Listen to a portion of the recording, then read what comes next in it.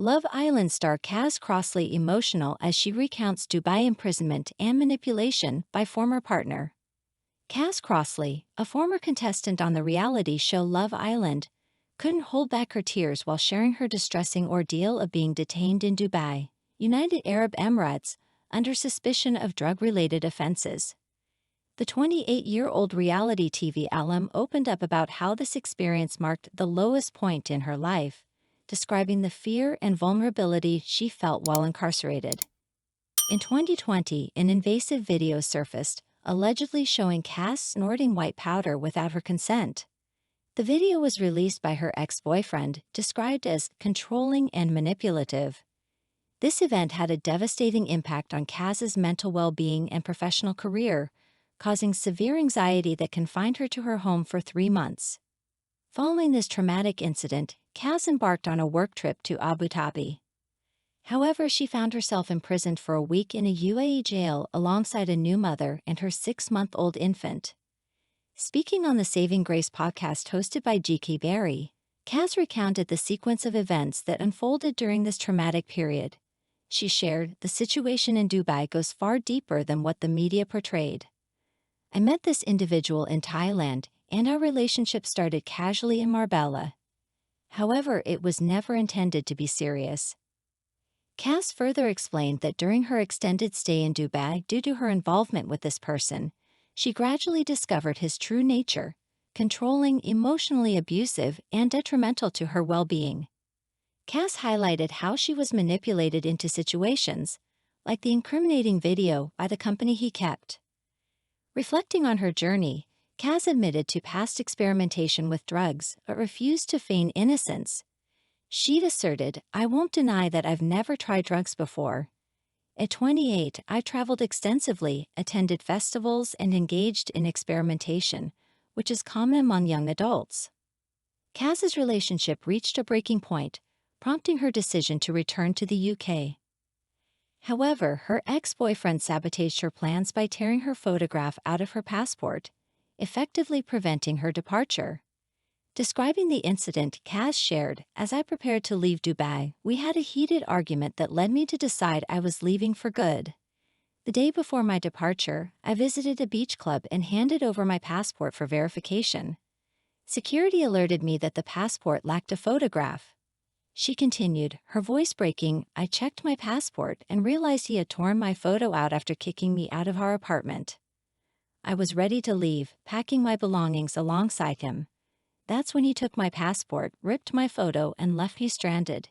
It was Christmas, and my only wish was to reunite with my family." Trapped in the UAE for an extended period, Cass's friend eventually arrived with a replacement passport, allowing her to leave the country. Cass emphasized that such situations involve not only physical control but also emotional abuse, including destruction of belongings and manipulation.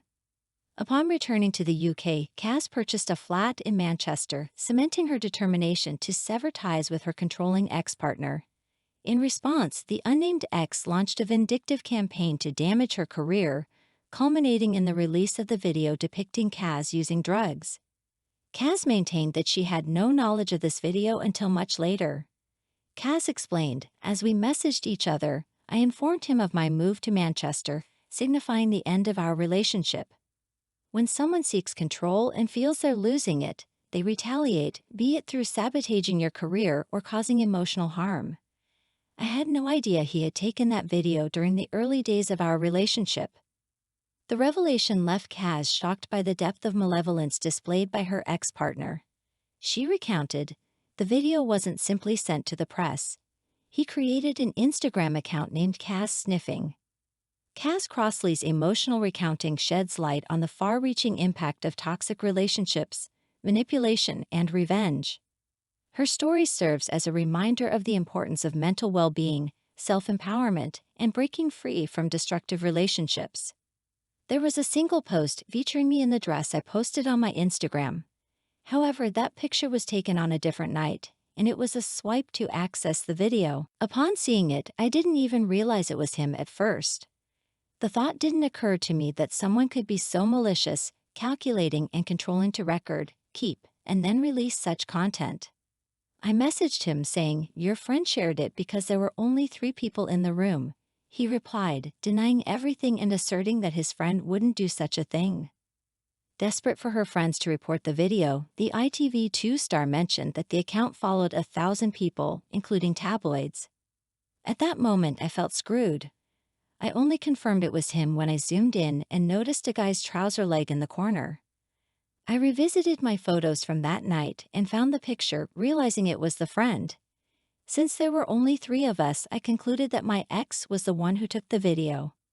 From that point on, I cut off all contact and blocked him on all platforms. However, the news didn't surface until a month later. The Instagram post had disappeared. I'm not sure if he removed it or if Instagram did due to numerous reports. We didn't hear anything until a few weeks later when the story emerged. Kaz recounted her manager's distressing call, informing her that a tabloid had picked up the video. The news left her breathless and in hysterical tears. I was actually on a first date, looking forward to having fun again. At the end of the date, while the guy was driving, I checked my phone and saw my manager calling. He rarely calls me, so I had a sinking feeling. I answered and he said, "It's really bad news. The Sun is asking for a comment about the Dubai video." I broke down in tears and couldn't catch my breath. I had just met this guy, and there I was, unable to breathe. It was a terrible feeling. Fortunately, the guy was understanding. After that, I consulted a lawyer and spent a substantial amount of money trying to prevent the information from being released. Someone was intentionally trying to ruin my career. This incident happened over a year ago, and considering my history of depression, it could have a significant impact on me. It was a violation of my privacy. I didn't give consent. But because it wasn't a sexual video and it was already out there, my options were limited. Following that, I had to endure a long wait to see if the media would publish it. I invested so much in legal efforts to stop it. Kaz admitted she had considered speaking out before the story broke, but she hesitated. I thought about addressing it in my own words before it went public, but I held back. I was scared. I mean, where do you even begin? A few weeks later, I was on a second date with the same guy.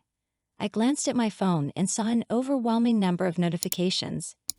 The anxiety was unbearable. People from my past were reaching out, offering support. At that moment, I knew the news was out. The guy took my phone and urged me not to look at it, encouraging us to have fun. I ended up getting really drunk, and the next day I woke up hungover with intense anxiety. I thought that period was the worst of it, but it wasn't. I didn't want to talk about it because I was already dealing with so much, and it was incredibly difficult. I had been in an abusive relationship, and the person I loved did this to me. Besides wrecking my mental health and career, it caused worry within my family. I didn't speak out immediately, but I informed my parents as soon as I sensed it might come out. They were supportive. With tears in her eyes, Kaz expressed disbelief that someone she was close to could be so malicious. I spent 3 months on my couch, hardly leaving the house. I just watched Friends. I acknowledged my mistake. I couldn't say anything because I was engaged in something illegal, taking drugs where it's extremely prohibited. People often worry about celebrities being filmed, but you never expect it to come from someone so close to you. Reaching what I thought was rock bottom, I lost all my brand deals and sank into depression, barely leaving the house. I had such low self-esteem. However, I eventually landed a job presenting in Thailand. Yet, as I arrived in Abu Dhabi, I was taken in for questioning by the police due to an ongoing case in Dubai. She recounted what she described as the most frightening experience of her life, involving a strip search and being confined in a jail cell with other prisoners for an entire week. She narrated her ordeal. I was on my way to Thailand and wasn't even aware that the company had arranged a layover in Abu Dhabi. Upon landing, I noticed my name on a piece of paper, confirming that it was for me. When I approached, they instructed me to take a seat, and I waited for about an hour. Then an individual came over, identifying themselves as part of the Criminal Investigation Department, CIT.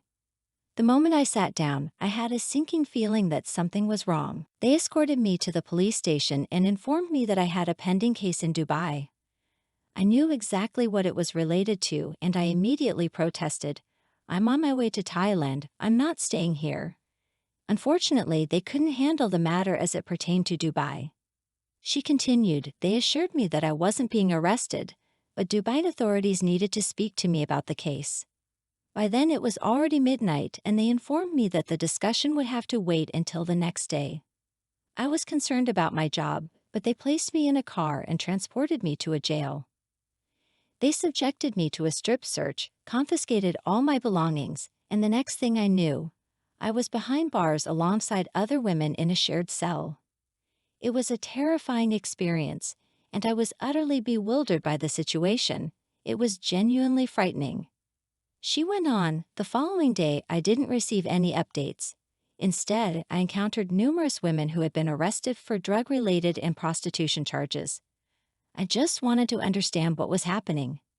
Communication was difficult, and I spent around 2 days there before someone told me, Cass, come with us, we're heading to Dubai.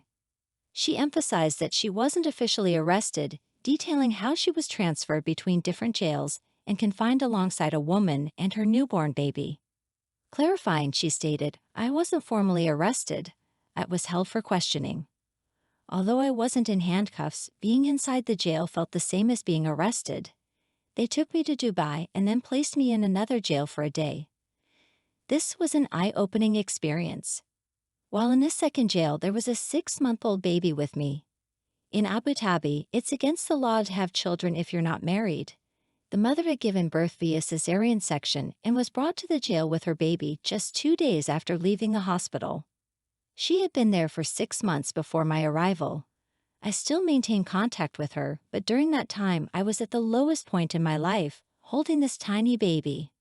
The conditions were appalling. No washing facilities, no clean clothes, just a disgusting situation. Before being questioned by the police, I was transferred to a holding cell in a police department, where I was surrounded by drug addicts going through withdrawals. Explaining further, she disclosed that since she wasn't officially arrested, she retained her belongings as she moved from one cell to another, enabling her to contact her friends and family. She added, I was placed in a holding cell at the police department, sleeping on the floor alongside drug addicts experiencing withdrawals. I was taken from there for questioning and then kept in a Dubai cell for a week. Since I wasn't technically arrested, I had my belongings with me while moving between cells. I contacted my friends and everyone was baffled. When I informed my management, they warned that the tabloids would run the story, and it did make the front page. At that point, I couldn't have cared less. I was solely focused on getting out, and when I finally did, I felt a tremendous sense of relief. Upon her release from jail, she finally caught a glimpse of herself in a mirror, as the prisons lacked mirrors. It was then that she noticed her bald patch. She also shared that she no longer trusts people and maintains her friendships only with those she knew before her appearance on Love Island, as well as her fellow show participants Ellie Brown and Laura Anderson. She concluded, no one is perfect and people make mistakes. Life throws difficult situations our way, but we can emerge from them. They suggested I could return to Dubai, and as I left, the policewoman embraced me, urging me to come back. However, I couldn't shake off the pressure and anxiety. The experience was 10 times worse than the initial encounter. I struggle to trust people now. I haven't made new friends. My circle consists of friends from before Love Island and Ellie and Laura. My true friends support me unconditionally, and I know where their loyalties lie. The paranoia I feel now has changed my approach to going out. I don't socialize as frequently as I used to. Back in February, I spoke my own truth about the matter in a brief Instagram video. Notably, Dubai has recently revised its drug laws, with first-time offenders facing a minimum of 3 months in prison and fines ranging from £4,559 to £22,799. Previously, drug users could have been sentenced to a minimum of 4 years in prison. Following their incarceration, convicts are deported to their home countries, in Kaz's case, back to the UK, and are prohibited from returning to the UAE. Penalties for drug trafficking could even involve capital punishment.